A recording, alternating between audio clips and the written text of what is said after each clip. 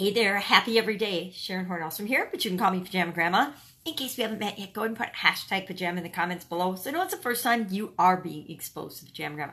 Today I have on my cute little teddy bear, gingerbread. I guess they're gingerbread boys. I thought they were teddy bears. Well, they're kind of teddy bear gingerbread boys with like kind of Santa hats, and they're red and white stripes. They look a little Christmassy. They're not super Christmassy, so I can still wear them. And they say share the love on them. And who doesn't want pajamas that say share the love? They have a bunch of other writing on them, but I have no idea how to read it without my magnifying glass. And even with my magnifying glass, I don't think that it's legible. I think it's just to look like a recipe or something for fun. Today is day 14 of our doing something, doing one thing every day that makes you happy. From the book, Do One Thing Every Day That Makes You Happy. And it's a little journal type book. And so for this entire year, every day this year, I'm going to hop online and we are going to do one thing a day together that makes us happy. One activity, one saying, one little quiz or checklist, whatever happens to be in this amazing little book, we're going to do one thing every day. Because last year I did one thing a day that stretched my comfort zone by scaring me. It was called Do One Thing a Day That Scares You.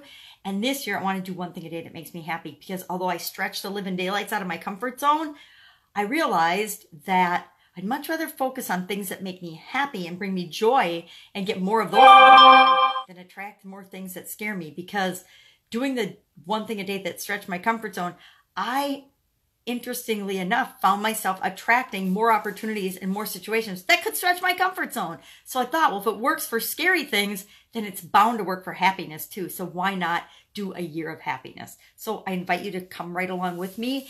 And every day we will take a couple of minutes, not even a couple of minutes some days only just a couple of seconds, to see what the book has to say to help us have something outside of ourselves to stimulate our thinking in terms of happiness mode. Because there's a whole lot of stuff outside of us that stimulates our fear factors and scares us and makes us think about scarcity and mentality, because the word scarcity has scare in it, right?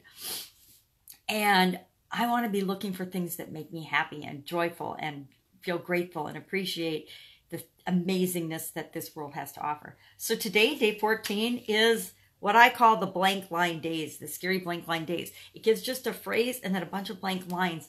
And it offers us the opportunity to create our own joy, or to find our own activity, or to find our own motivation, usually from within ourselves, because that's where motivation comes from, to look for happiness in our life. So today it says, friends who multiplied my joy today. Friends who multiplied my joy today. Well, it's early in the morning, so I really haven't come in contact, although I have on social media chatted with a couple of people. I'm doing a women's summit, and I've already been in contact with a woman in Scotland who's part of the interview, and we're going back and forth to decide exactly when to do her interview.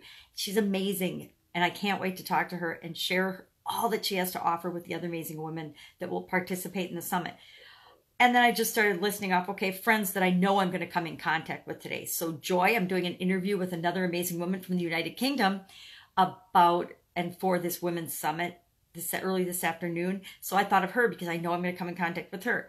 Then I've got a mastermind group meeting this afternoon led by an amazing woman named Heather. And I know that that's going to bring me joy today.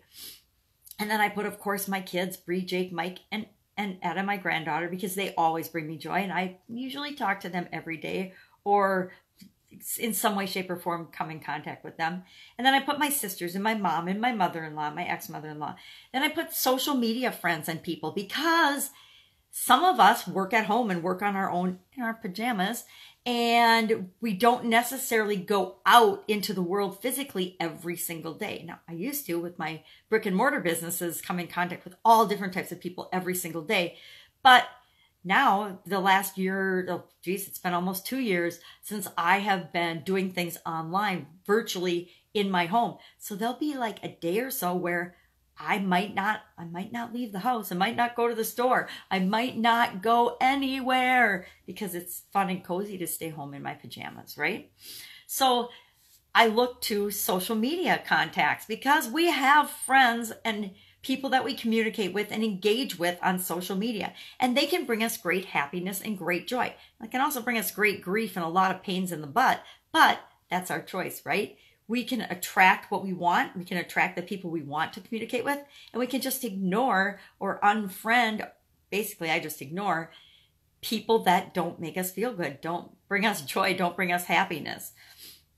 So people that we communicate with and interact with have the ability to bring us great happiness. And again, it's always our choice how we're going to react to anything. So make a list today of friends you come in contact with that multiplied your joy today, that made you feel better or happier for whatever reason. Maybe just a stranger that makes you smile, you know, man on the bus that made me smile. But just make a little list of those people that brought you joy, friends or acquaintances or just people you randomly meet, and see how that makes you feel. See how that ups your happiness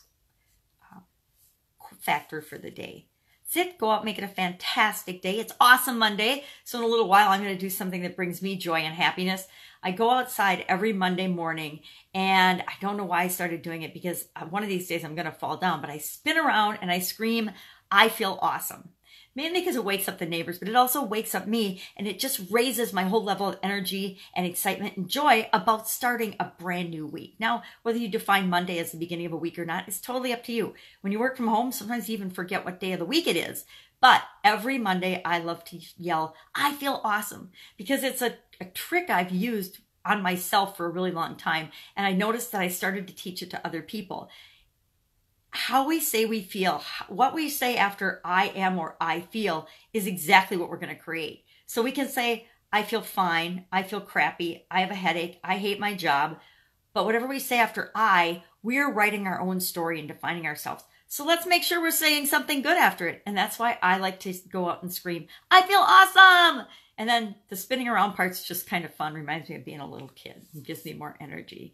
So go out, make it an awesome Monday. Be happy. Find people and friendships that make you happy. Make a note of them, because they are some of your greatest resources. And I will, of course, be with you tomorrow. Bye. Be happy.